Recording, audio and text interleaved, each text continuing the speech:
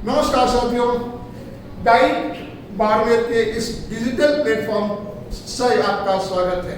मैं हूं कमल शर्मा राही और आप देख रहे हैं डाइट एजुकेशन बाड़मेर का ये यूट्यूब चैनल, जहां हम आपके लिए लाते हैं हमारे एक्सपर्ट्स द्वारा तैयार किए गए वीडियो लेसन।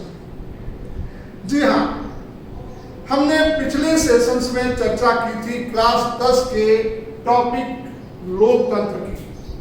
मैं बता रहा था आपसे सामाजिक विज्ञान के राजनीति शास्त्र के अंतर्गत अध्याय 5 में लोकतंत्र है। हमने पिछले सेशन में बताया था लोकतंत्र का अर्थ, और बिल्कुल शॉर्ट में मैं बताता हूं। लोकतंत्र का आशय है जनतंत्र, प्रजातंत्र, डेमोक्रेसी। और इब्राहिम लिंकन की परिभाषा भी बताई थी मैंने आपको, जनता का, जनता के लिए, जनता के लोगों द्वारा किया जाने वाला शासन लोकतंत्र कहलाता है। इस पे हम चर्चा कल कर चुके थे। ये अर्थ था, और अर्थ में 3 भाव नहीं थे: निर्णय लेने की एक विधि, निर्णय लेने के सिद्धांतों का एक समूह, और यह एक आदर्श मूलक अवधारणा है। इसके साथ वंश की हमने परिभाषा दी थी। लोकतंत्र एक ऐसा शब्द है जिसके अनेक अर्थ है और इसके साथ एक भावात्मक अर्थ जुड़ा हुआ है। फिर मैं आपको याद दिला दूं, लोकतंत्र यानी लोगों द्वारा चलाया जाने वाला शासन। और लिंकन की परिभाषा यहां बिल्कुल स्पष्ट होती है, जो पूरे लोकतंत्र को स्पष्ट कर देती है। जनता का, जनता के लिए, जनता के लोगों द्वारा किया जाने वाला शासन जनतंत्र, लोकतंत्र या प्रजातंत्र कहलाता है। फिर हमने इसकी बात की थी इसके प्रकारों की, और प्रकारों पर चर्चा कर रहे थे। उसमें पहला प्रकार ले रहे हैं राजनीतिक लोकतंत्र। लोकतंत्र का अर्थ आपको समझ में आ गया। अब प्रश्न आता है राजनीतिक लोकतंत्र क्या है। ये एक विचारधारा थी जो पाश्चात्य देशों ने दी थी। तो यहां देखिए, अतीत में ऐसे व्यक्तिवादी सिद्धांत पढ़ा होगा आपने, परंपरागत दृष्टिकोण पढ़ा होगा आपने, परंपरागत दृष्टिकोण, आधुनिक दृष्टिकोण पढ़ा है आपने। तो ये देखिए, अतीत में ऐसे व्यक्तिवादी और वर्तमान में या आधुनिक में ऐसे उदारवादी लोकतंत्र भी कहते हैं। या हम राजनीतिक लोकतंत्र के अर्थ को देखते हैं। व्यक्तिवादी भी इसे कहते हैं, उदारवादी भी इसे कहते हैं, और पाश्चात्य देशों में उत्पत्ति होने के कारण इसे पश्चिमी लोकतंत्र भी कहते हैं। मार्क्सवादी जो थे वो उन्होंने इसे पूंजीवादी लोकतंत्र भी कहा है, क्योंकि इस लोकतंत्र में यानी राजनीतिक लोकतंत्र में पूंजीपतियों का दबदबा रहता है। नीचे देखिए, इस अवधारणा के अनुसार संप्रभुता का निवास जनता में होता है, और इसलिए जनता को सरकार के निर्माण, उसके नियंत्रण और उसके पदच्युत करने की अंतिम शक्ति प्राप्त होती है। स्पष्ट हो गया, राजनीतिक लोकतंत्र का अर्थ है एक ऐसा लोकतंत्र जिसका निर्माण जनता द्वारा किया जाए और जनता ही उसे पदच्युत कर सकती है, और अंतिम जो निर्णय होता है जिसको संप्रभुता कहती है, सर्वोच्च सत्ता कहते हैं, वो सर्वोच्च सत्ता या अंतिम सत्ता जो होती है वो जनता के हाथों में होती है। आगे देखते हैं राजनीतिक लोकतंत्र के कुछ तत्वों को याद किया हमने। राजनीतिक लोकतंत्र में लोकतांत्रिक शासन के 2 उपभेद, जहां अपन पॉलिटिकल डेमोक्रेसी की बात करते हैं, राजनीतिक लोकतंत्र, राजनीतिक जनतंत्र की बात करते हैं, तो वहां पे देखिए प्रत्यक्ष अथवा शुद्ध लोकतंत्र। राजनीति में भी इसके 2 उपभेद हैं। राजनीतिक लोकतंत्र के 2 उपभेद है। पहला प्रत्यक्ष अथवा शुद्ध लोकतंत्र। वह लोकतंत्र जहां जनता द्वारा चुनी गई सरकार प्रत्यक्ष होती है, यानी जनता प्रत्यक्ष रूप से अपनी सरकार का चयन करती है, उसे शुद्ध या प्रत्यक्ष लोकतंत्र कहते हैं। दूसरा है अप्रत्यक्ष या प्रतिनिधि लोकतंत्र। इसमें जनता जिनको चुनती है वे ही आगे सरकार चुनते हैं। तो यहां प्रत्यक्ष और अप्रत्यक्ष दोनों अपने आप में स्पष्ट है। प्रत्यक्ष या जनता अपनी सरकार का प्रत्यक्ष चुनाव करती है, और अप्रत्यक्ष में जनता जिन प्रतिनिधियों को चुनती है वो प्रतिनिधि सरकार को चुनते हैं।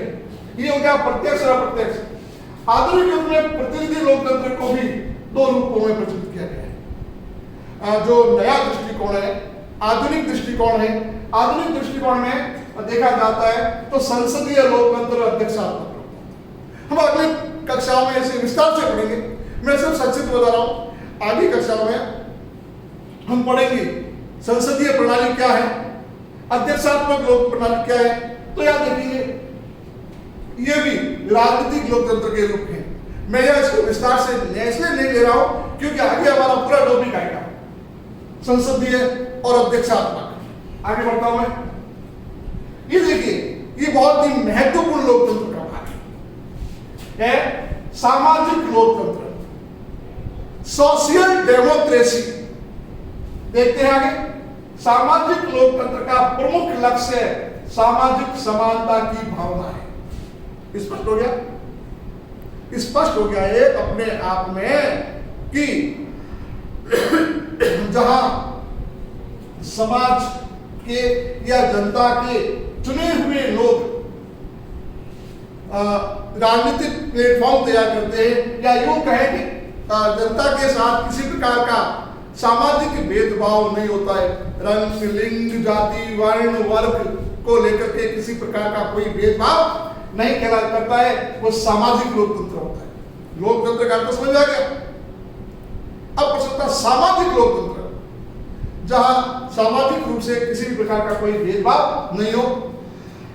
स्पष्ट लिखा के देखो, सामाजिक लोकतंत्र से आशय है समाज में नस्ल, वर्ण, जाति, धर्म, भाषा, लिंग और जन्म के आधार पर व्यक्तियों में विभेद न करना। जैसा कि मैंने आपसे बताया कि सामाजिक लोकतंत्र का अर्थ होता है सामाजिक रूप से लोगों में किसी प्रकार का भेदभाव नहीं करना, जाति, वर्ण, वर्ग, लिंग के आधार पर किसी प्रकार का कोई भेदभाव न करना।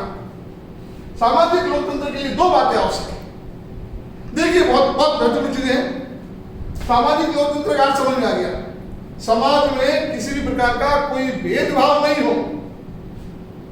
अब दो बातें कौन सी आती है, ऊपर की परिभाषा को निकल देखते हैं। तो परिभाषा से दो बातें उनके सामने आती है। पहले आती है नस्ल, वर्ग, जाति, धर्म, लिंग और जन्म के आधार पर विशेषाधिकार का अंत करना। अपने आप में लोकतंत्र जो है, जनतंत्र या प्रजातंत्र या डेमोक्रेसी जिसे कहते हैं, वो समानता पर आधारित होती है और समानता सामाजिक भावना पर आधारित होती है और सामाजिक भावना ही सामाजिक लोकतंत्र कहलाती है। तो इसका सबसे पहला बिंदु है वो है नस्ल, जाति, वर्ण, वर्ग के आधार पर किसी भी प्रकार का कोई विशेषाधिकार प्रदान नहीं किया गया हो, सभी को समान अधिकार दिया गया हो। फिर आता है सभी व्यक्तियों को प्रगति के समान अवसर प्रदान किया जाए। बात लोकतंत्र की थी तो लोकतंत्र का हमने राजनीतिक लोकतंत्र, राजनीतिक लोकतांत्रिक रूप देखा, सामाजिक लोकतांत्रिक रूप में। तो यार ये है कि सभी समाज के सभी व्यक्तियों को विकास के समान अवसर प्रदान किए जाते हैं। न तो किसी के साथ कोई भेदभाव किया जाता है और न ही किसी को कोई विशेषाधिकार दिया जाता है। हमने लोकतंत्र के दो प्रकारों को समझा है। आगे देखते हैं आर्थिक लोकतंत्र। थोड़ा गौर से देखें एक बार।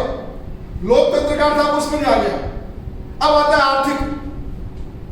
अर्थ के आधार पर किसी भी प्रकार का भेदभाव न करना। इसमें कुछ बिंदु लिए हमने। आर्थिक लोकतंत्र का अर्थ आपको समझ में आ गया है, एक ऐसा लोकतंत्र जहां आर्थिक समानता की भावना आधारित हो। तो इसमें सबसे पहला क्या है, यह अर्थव्यवस्था का एक रूप है। अर्थव्यवस्था, इकोनॉमी,